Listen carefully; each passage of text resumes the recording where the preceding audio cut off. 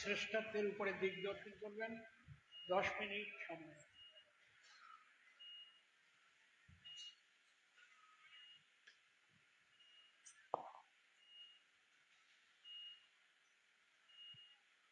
गुरवे गौरचन्द्राय राधिकायै त्वदालये कृष्णाय कृष्णभक्ताय तद्भक्ताय नमो नमः।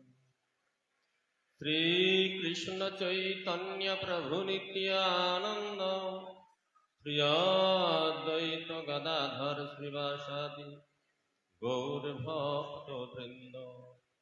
हरे कृष्ण कृष्ण कृष्ण हरे हरे, हरे राम राम राम हरे हरे। बोलो वृंदावन बिहारी लाल की। आमी सर्वाकरे मदीय गुरुपाद पद्मं विष्णुपाद परमहंस परिव्राजकाचार्य स्तोत्र शतश्री श्रीमद् भक्ति जीवन आचार्य स्वामी श्री गुरु महाराजेर रातुल चरणे अनंत कोटि साष्टांग दंडवत प्रणति निवेदन करी তিনি আমাদের সকলের প্রতি প্রসন্ন হন, কৃপা দৃষ্টি দান করুন। জগৎগুরু প্রভুপাদ শ্রী ভক্তি সিদ্ধান্ত সরস্বতী ঠাকুরের পাদ পদ্মে অনন্ত কোটি সাষ্টাঙ্গ দণ্ডবত প্রণতি নিবেদন করি তিনি আমাদের সকলের প্রতি প্রসন্ন হন, কৃপা দৃষ্টি দান করুন। আজকের সভার সভাপতি মহাশয়, সকল ত্রিদণ্ডী পাদগণ, क्षत्रिमंडली मातृमंडली सकल चरणे आमार यथायोग्य श्रद्धा सम्मान प्रदर्शन करी सकले प्रसन्न। आज के धर्मसभार आलोच्य विषय श्री गौरिया मठेर आदर्श एवं श्रेष्ठत्व। ए विषये आमरा एतक्षण यावत्काल पर्यन्त विभिन्न वक्तागणेर श्रीमुख थेके विभिन्न दृष्टिकोण थेके विभिन्न भावनाय भावित हये प्रकाशित सेई समस्त अप्राकृत कथा श्रवण कीर्तन करलाम। एखन आलोच्य विषय हलो गौरीय मठेर आदर्श। ताहले एवं श्रेष्ठत्व, आदर्श श्रेष्ठत्व जखन कथाटा उठছে এই কথাটার পিছনে একটা যেন কম্পেয়ার রয়েছে, তুলনা রয়েছে। শ্রেষ্ঠত্ব প্রমাণ তখনই করতে হয় যখন কনিষ্ঠ কারোর সঙ্গে তুলনা হয়।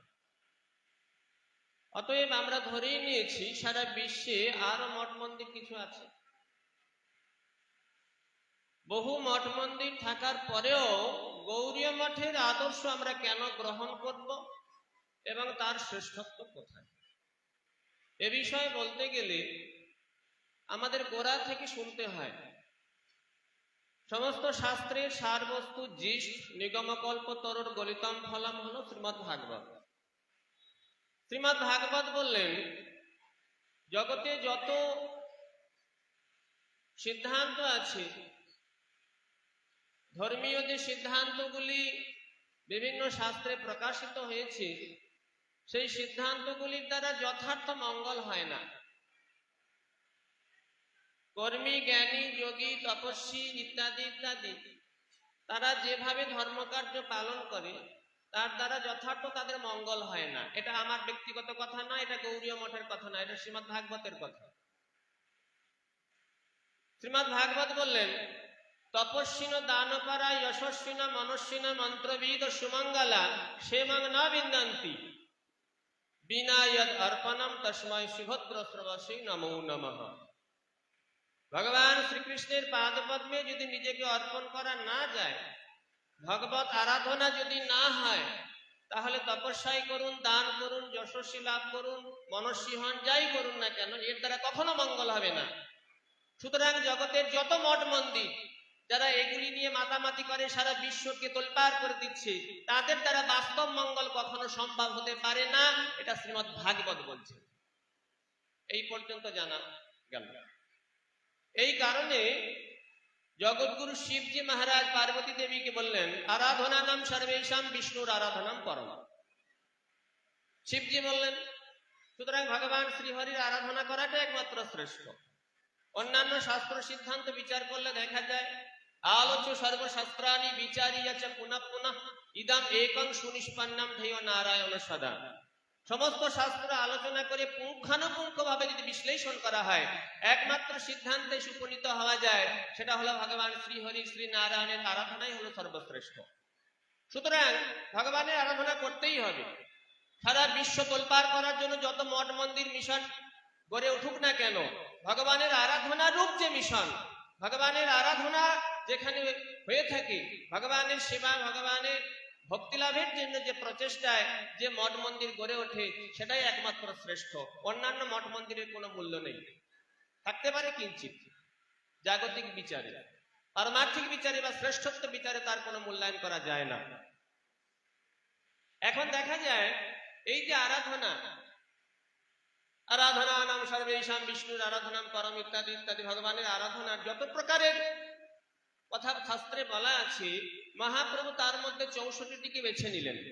64টি বেছে নেওয়ার পরে মহাপ্রভু বললেন, সাধু সঙ্গ, নাম কীর্তন, ভাগবত শ্রবণ, মথুরাবাস, শ্রীমূর্তির শ্রদ্ধায় সেবন, সকল সাধন শ্রেষ্ঠ এই পঞ্চ অঙ্গ, কৃষ্ণ প্রেম জন্মায় এই পাঁচের অল্প সঙ্গ।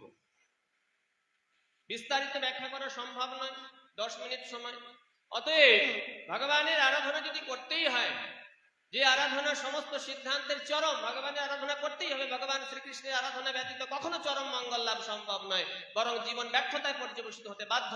সেই ভগবান শ্রীকৃষ্ণের আরাধনার মধ্যে এই 5টি হলো বিশেষ তাৎপর্যপূর্ণ: সাধু সঙ্গ, নাম কীর্তন, ভাগবত শ্রবণ। অর্থাৎ সাধু সঙ্গ করতে হবে, সাধু সঙ্গে নাম কীর্তন করতে হবে, সাধু সঙ্গে ভাগবত শ্রবণ করতে হবে, সাধু সঙ্গে মথুরা দর্শন, মথুরাবাস, এবং সাধু সঙ্গে সাধুর আনুগত্য থেকে শ্রী বিগ্রহের শ্রদ্ধায় সেবন, এটা সাধু সঙ্গে করতে হবে।